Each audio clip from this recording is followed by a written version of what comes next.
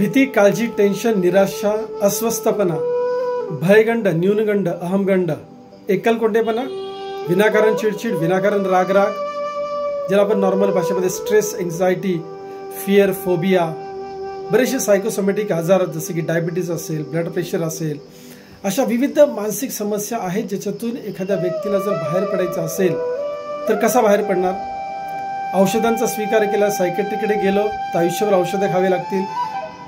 Medical ॲलोपॅथीची treatment जर घ्यायची म्हटली तर त्याच्यामध्ये ही ट्रीटमेंट उपलब्ध नाही आहे. आणि मग समजा सायकोलॉजिस्टकडे गेलं तर काउन्सिलिंग होतं आणि बऱ्याच वेळेला आपले मित्रमंडळी असतील, नातेवाईक असतील, आपल्या घरातली मंडळी आपले काउन्सिलिंग करतात, परंतु कळतंय पण वळत नाही, अशी स्थिती होऊन जाते. हे का घडतं?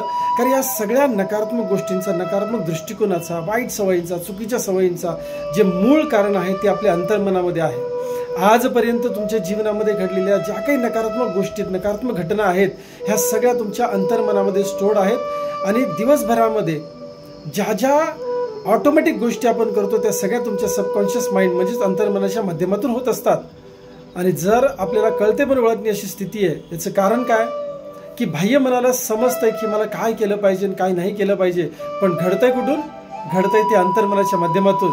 सो मित्रांनो, तुमच्या मनामध्ये म्हणजेच मी म्हणेन की अंतर्मनामध्ये जे काही चुकीचे प्रोग्राम आहेत ते चुकीचे प्रोग्राम एक तर काढून टाकावे लागतील किंवा त्या चुकीच्या प्रोग्रामला मॉडिफाय करावं लागेल, बदलावा लागेल, किंवा मग अपेक्षित असलेला नवीन प्रोग्राम तुमच्या अंतर्मनामध्ये स्थित करावा लागेल, इन्स्टॉल करावा लागेल.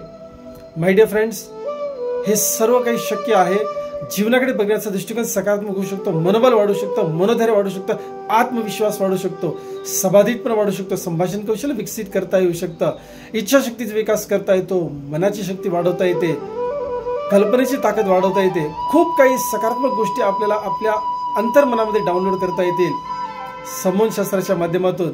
जर तुम्हाला हे शास्त्र शिकायचं आहे, स्वतःमध्ये परिवर्तन घडवायचं आहे, तसंच इतर लोकांना देखील मदत करायची, फॅमिली, फ्रेंड्स, रिलेटिव्स, नेबर्स जे काय आहेत, ओळखीच्या लोकांच्या सुद्धा जीवनामध्ये तुम्हाला जर परिवर्तन घडवून आणायचं आहे तर संमोहनशास्त्र नक्की शिका. या येत्या शनिवारी आणि रविवारी संमोहनाची कार्यशाळा आपण पूर्ण 2 दिवसांची पुण्यामध्ये घेतोय. तुम्हाला एक संमोहनतज्ञ करण्यासाठी पुढील 3 महिने माझं वैयक्तिक मार्गदर्शन असणार आहे. मी तुमचं हँडहोल्डिंग 3 महिन्यासाठी करणार आहे. सो माय डिअर फ्रेंड्स, मानसिक, शारीरिक आणि मनोशारीरिक व्याधींमधून जर बाहेर यायचं असेल तर संमोहनशास्त्र हा एकमेव पर्याय आहे. तुम्ही आजपर्यंत बऱ्याच थेरपीज करून बघितल्या असतील, बरेचसे क्लासेस, ट्रेनिंग्स अटेंड केले असतील, पण सगळं ज्याच्या भोवती फिरतंय ते आहे तुमचं अंतर्मन. ते शास्त्र जर अजून शिकायचं बाकी आहे तर निश्चित ही कार्यशाळा चुकवू नका.